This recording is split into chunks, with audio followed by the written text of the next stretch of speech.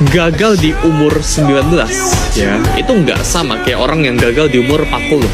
Orang yang gagal di umur 40 ini bakalan jauh lebih hurting daripada orang yang gagal di umur ke-19. Karena orang yang umur 40 ini bakal punya tanggungan, misal KPR rumah, ya tanggungan keluarga, harus bayarin orang tua.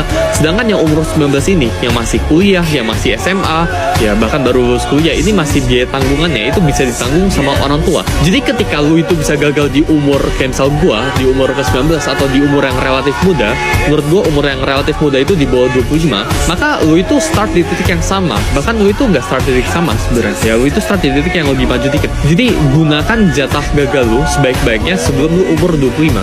Karena setelah lu umur 25, ya lu itu udah punya tanggungan. Gagal di umur 19 ya, itu nggak sama kayak orang yang gagal di umur 40. Orang yang gagal di umur 40 ini bakalan jauh lebih hurting daripada orang yang gagal di umur ke-19.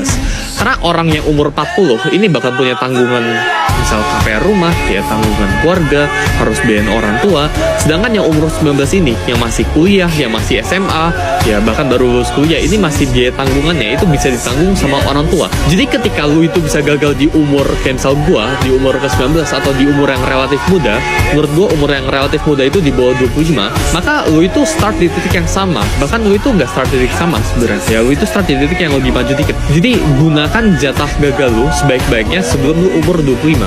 Karena setelah lu umur 25, ya lu itu udah punya tanggungan.